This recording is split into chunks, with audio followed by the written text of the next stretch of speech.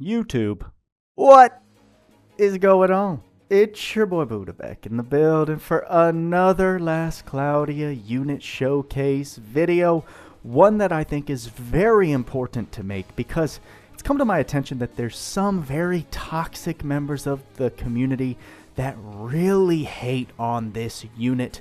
And I just don't believe that hate is warranted because there are certain things that have released that make her extremely good. And I just want this video to be a PSA to stop the hate on Leona. Leave Leona alone. And I think the best way to do that is by honoring her with a 5-star Buddha treatment. That begins, you guys know, with ward unlocking. So we have the souls ready, unlock that ward, and boom! There we go. A nice physical damage cap plus 100 when a claw is equipped, so we will definitely take that. And time to dive into Leona's unit summary. You can see we have her unlocked, level 110, out of 110, 120 board, Awakening 4, and 90 SC to play with. This is actually one of the few units I don't have any extra SC for. And instead of going over all of her stats through the main LC screens like we usually do, I wanted to change things up in this video and get down to the nitty-gritty details of these units. And here we are using, surprise, surprise, another resource by Lake, the Last Cloudia GOAT, I would say, providing all of the data mined, behind-the-scenes information on so many different things. You guys know I've talked about Lake's gold mine to look up behind-the-scene details on arcs, equipments, and skills, but he hasn't integrated unit information into the website yet. Where that can be found is in this resource right here, Lake's Last Cloudia Units Tool. This link is going to be in the description below and does require just a little more work to access and use this tool as intended. All those details can be found in this info tab. You will need a place to save a copy of the resource. I believe you'll have to make a new copy when he updates this resource. So just make sure you're on top of that. But when you do and you go over to this unit info tab, you can scroll through all the characters, and Leona is going to be our first unit to feature this tool on the channel, and I think it's going to go a long way moving forward. So starting out by looking at all of her summary, we can see that she is a soldier type, very, very typical. Her stats, you can see the spread right here. This is without taking into consideration any of the innate skills like we usually see when I have those skills set in game. So these are the base stats, unaltered by any of those stat ups. We can see she's got a nice HP stat and then some emphasis in STR and defense as well as M&D. For me, I consider emphasis to a current stat is anything significantly above 1,000. So these indicate that she is going to be a physical DPS, and as we will see, a bit of a bruiser with those higher than average defense and M&D stats. Her resistances, she's very weak to fire at -30, has 5 resistance to ice, 20 to earth, and 30 to thunder, neutral to light, and then does have a -5 weakness to dark.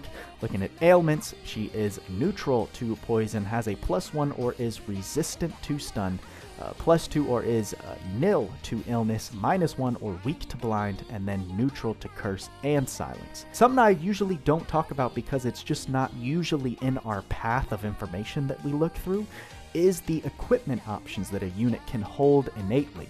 We can see that for Leona, she only is able to wield claws innately, wear clothes innately, and of course she can use accessories. Now this can all be manipulated with the skills weapon equip. So if you want her to wield a sword, you would do sword equip. Looking at the ward, we can see what we just unlocked, that plus 100 when a claw is equipped. And then here's why I wanted to go over Lake's resource and start using this, is because when we start getting into the skills, the abilities, and the traits, we're going to have very, very nice detailed notes moving forward using this resource here. So talking about the regular attack, something I usually don't even talk about or bring up unless it's important here, we can see what it scales off of. Its attribute is question marks because we know their element is determined from the weapon that you're wielding. So this will always be malleable. The hit count is 4, and you can see that Lake does have a break damage amount on these skills. So again, just another reason why this resource is ridiculous. You have to be up close to the enemy. It's 4 hits of the weapon attribute damage to close range frontal enemies. This attack will slightly push back the enemies, and the 3rd hit will launch the enemy slightly into the air. The S1 is Flurry of Blows. This also scales off STR, has the attribute Earth. You can see the stock that it comes with, the SCT charge. So this is how many seconds need to pass before you get a stock of that skill. We have 10 on the hit counts and break damage of 40. Move to mid-range and dash to the enemy. You deal 10 hits of Earth damage to a small area in front of the unit. This attack will launch the enemies high into the air. This attack will pull the enemies to the center of the attack, and the last hit will greatly push back the enemies. Moving on to the S2, we have Iron Palm. This has 4 stocks innately, 18 seconds of SCT to charge, hit count of 6, and break damage of 114. Move to mid-range and teleport to the enemy. Deal 6 hits of Earth damage to a small area around targeted enemy. This does have 5,000 damage cap, will launch enemies high into the air, and does push back enemies on that last hit. There are some notes that we can see.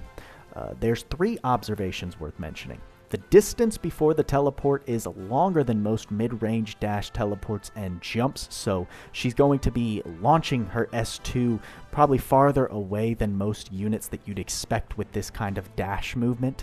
2 enemies behind the unit will be hit less, so out of the 6 hits, she will have some AoE to hit behind her, but they won't be hit by all 6 hits.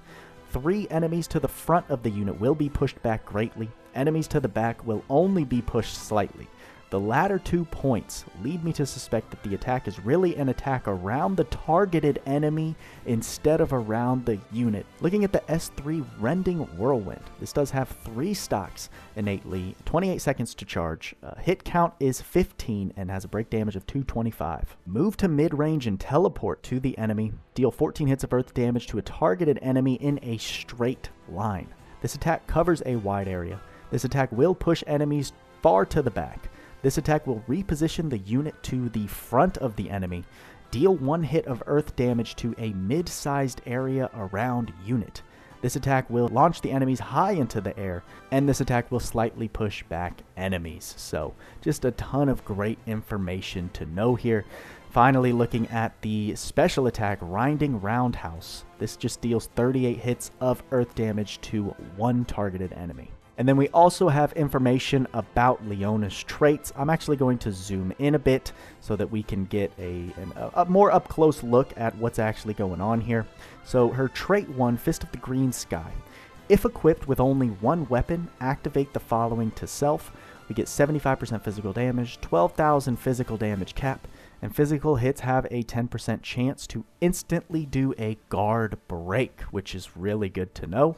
I think that's why she works pretty well in Arena. Since it's physical hits, that leads me to believe every single hit has that 10% chance to instantly break guard. And then moving on to the trait 2.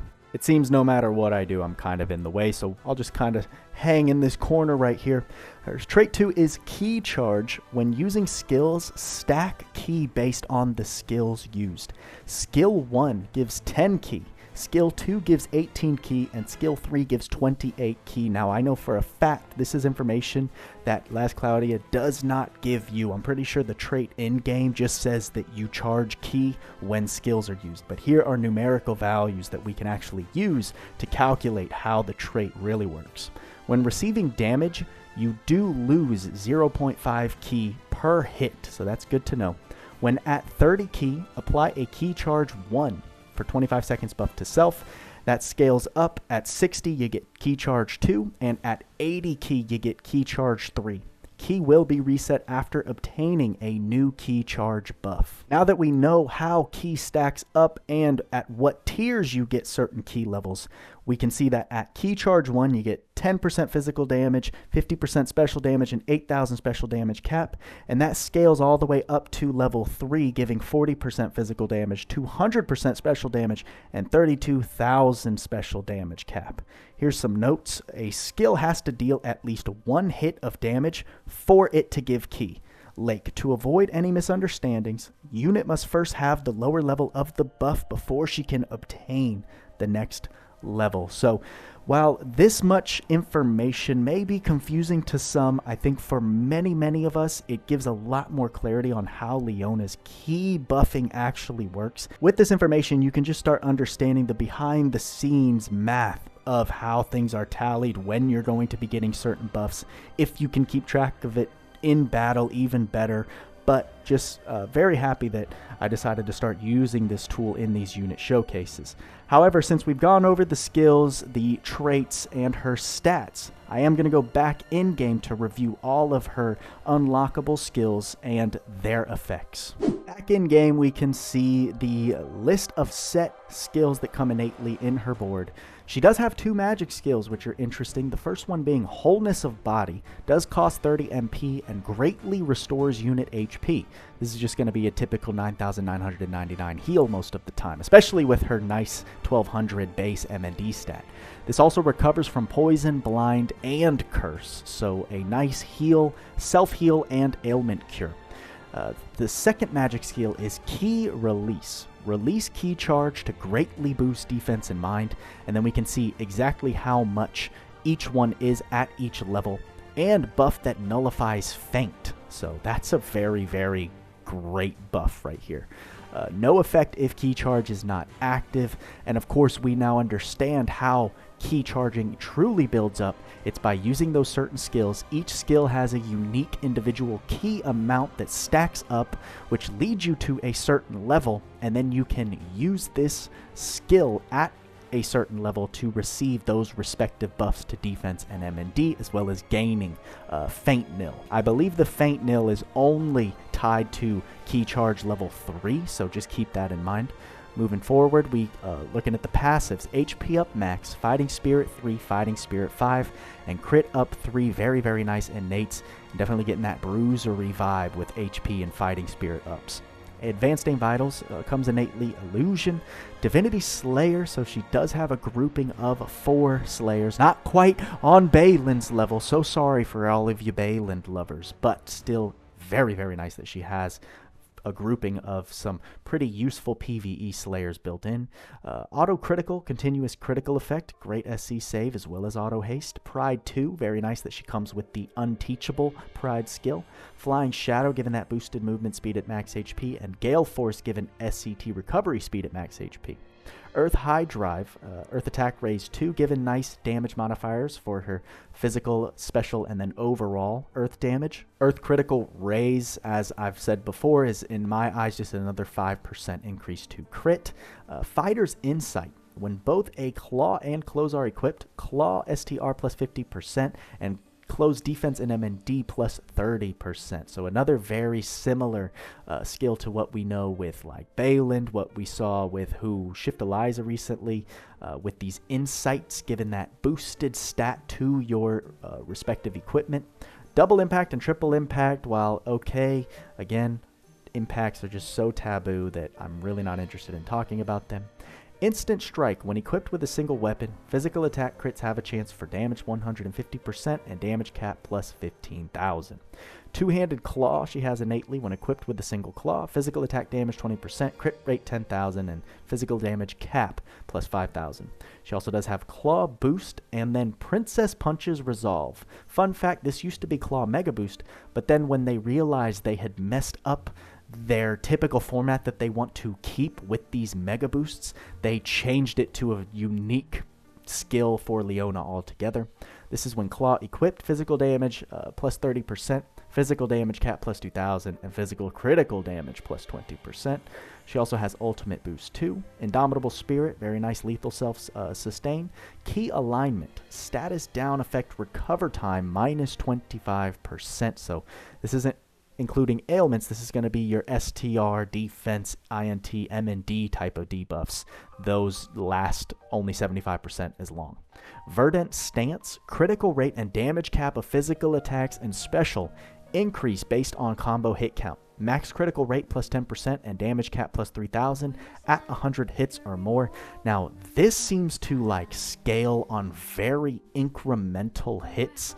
I could probably find how that works exactly with the Goldmine website that Lake has, but you'll notice when in battle that she's going to have damage cap that just reaches really weird changing numbers. That's due to this skill verdant stance right here. And then Grapple Claw Technique, when equipped with a single claw, STR 40%, and physical attack damage cap plus 12,000. So as you can see, very, very dependent on that claw, very dependent on it being a single wield. Now, if you heard me talking about toxic members of the community who were hating on Leona, the joke is I was that guy, and I have been for a very, very, very long time. When she first came out, we had a very different type of meta. Leona, for her time, as a single wield DPS that was locked to single wield, locked to the earth element. At the time, dual wield was king, so she couldn't pierce through elemental resistances as easily as if I could give her Trishula. I was a major hater of her design. I felt like Adel was giving us a unit that they were forcing us to build a very specific way. And I've definitely become a bit numb, more numb to that, because we've gotten other units that also are very tailored, right? They want you to build them a certain way, especially with single wield. That's kind of how they've power crept single wield, is by forcing you to do that, forcing the weapon you're using, forcing the single wield for damage caps. And Leona was basically the first test subject of that formula. At the time, I was a major hater. Now that we've come so far since her release, and we've gotten things like Teachable Favored Sword, we have other single wield buffs like Balin's Charisma and the Ravana Arc Being, we have a lot more ways to make her reach the same levels of modern day meta single wield DPS. And she definitely does look way different than she did upon release and shortly after. So I am very excited to take her into some battles, showcase what she looks like with all of those new goodies that have been released in game since her release. And talking about what she needs, obviously we're going to want to put things like Proud Force on her. She doesn't have that innately because she does want to stay at max HP to gain all of these benefits. Some more SCT sustain I will definitely want to see on her, since she doesn't really have anything. No skill charges, so things like Pirate's Feast are definitely going to be coming your way. Skill charges. She's got really nice, these two spells here. The key release, you have to use it strategically. You have to use it manually. But at that level 3 boost, that's a very, very nice defensive buff along with that faint nil. And then it's kind of cool how in her trait, right, you can either use that level 3 key charge to launch a much more powerful special, or you can go this key release route and like tank a super powerful ultimate from a PvE enemy, or PvE boss. So there's just a lot of ways you can play around with Leona. I was a major hater of her in the beginning, but now that I have all the goodies to make her shine, I'm very excited to take her into battle and make this video to highlight our girl, Princess Leona. That's what I'm going to do, make some builds, take her into the respective game modes that you guys have come to know, and I'll see you at the end of this video. General PDPS Leona. You can see we are running that Aldana Coliseum arc. I really like to show it off because it's really just like a fast super armor for 30 seconds. There you saw me show the actual resistances of these enemies. There is a consistent 50 resistance to earth attacks, which we know Leona is locked to. And I basically just want to show how well she can just penetrate through 50 resistance. Now, obviously, this would go even easier if we played around, brought some support units to bring Weak or Thunder Circle, things like that to lower resistance even more. But as she builds up that key passive and gets that plus 40% to physical damage, she's going to be able to just push through those defenses of the enemies that much easier. You can see that S3, if the enemies get clumped together, can do quite a number, and with caps of over 50k in the single wield environment nowadays, she's looking really, really good. Now don't forget, we do have a lot packed into her build here. A lot of limited things like Favored Sword. For this final stage in this wave, I did pick this stage specifically because these enemies with their normal attacks are able to feint your units so easily. If you don't believe me, just run this stage. It's the last set of floors in the Tower of Lugan. I was able to get level 3 key. We popped that ability, and you can see the feint nil right there, unable to feint. But don't forget, it does lower her physical attack damage since we lost that 40% from her trait passive at that key level 3. But with us not being able to be feinted, we're able to just carry through the rest of this fight. These enemies do have quite an annoying ability to pierce through even the Aldana Coliseum with some of their attacks. So, good showcase, I think, to deal with annoying things. Leona easily soloing through and just showing her strengths right there. Then moving on to a more world boss build, right? We're actually taking on the final boss of the current story arc. Sorry if you're seeing the spoilers and you didn't want to, but you fight a big giant dragon, Bahamut. And I wanted, again, to let Leona have the spotlight. Now, again, this is not free-to-play friendly. Nothing in this showcase is really free-to-play or budget-friendly.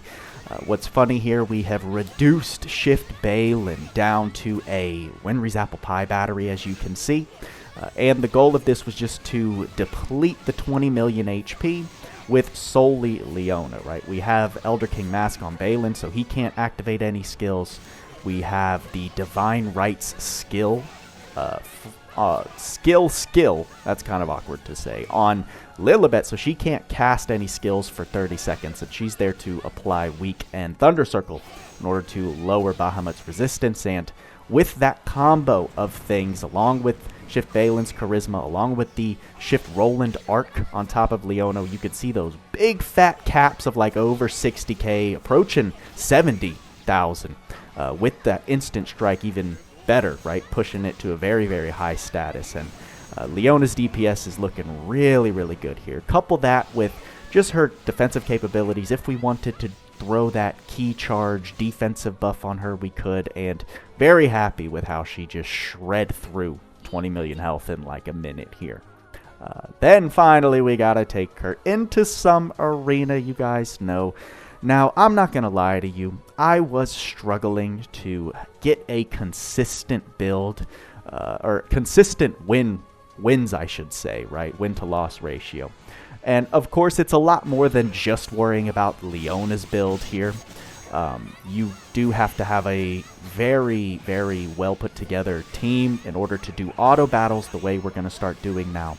However, in this first match, we do get a nice little showcase of Leona's just one-tap damage that she's able to inflict.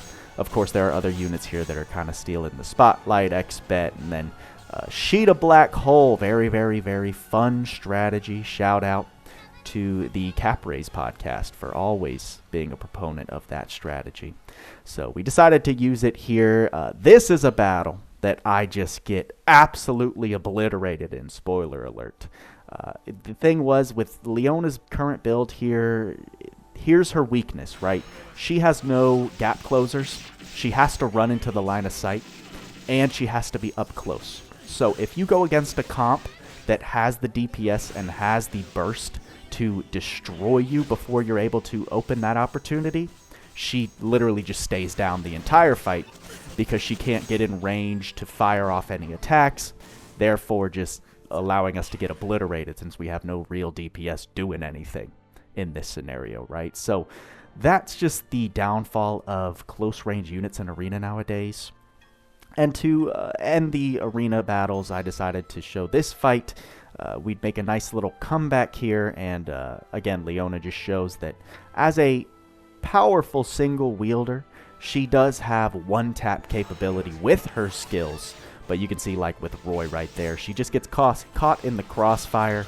I think if you were to manual play Leona in arena, you could have a much better impression of her since you can manually control her, keep her out of the line of sight of certain enemy attacks. But here we go. We get the revives. Things aren't looking good, but then we're able to make comebacks with Leona reviving and just kind of jumping on these units. We start getting black holes off, and of course, I think X-Bet is... No, Leona does get the killing blow here. So, very, very nice little showcase, but with all that being said, let's get to the conclusion of this Leona showcase. Leona has definitely grown on me and found a special place in my heart with the new goodies, the pretty limited tools, but toys in the game nonetheless now available to us to use on Leona. Like I said, including the skill Favored Sword, the arc that skill comes on, arc being Dravana, and Shift Balin's Charisma, along with any other cap raises you want to throw on top of her. She has regained a position, I'd say, amongst those top single wielders. Couple that with all of the other benefits that she has, the ability to go super uber defensive, and just utilize things like Faint Nil and play different roles depending on how you want to build her. I must say, she has converted me in today's game. Oh, how far we have come, but there's not really much else for me to say. Hope you guys enjoyed the video. Let me know if you use Leona. I know she is a fan favorite because, I mean, Kung Fu waifu. Who doesn't love a little Chun-Li reference? That's all I got for you this time, guys. Like, subscribe, bell notifications, and turn on all notifications, right? You gotta go that little extra step to make sure you don't miss a video when I post it. Looking forward to whatever is next. We're getting the second update to Mia's whole event. Funny enough, Leona is a bonus EXP character in that event as we speak. And with all that being said, y'all know what we say: work hard, play hard. See you in the next video.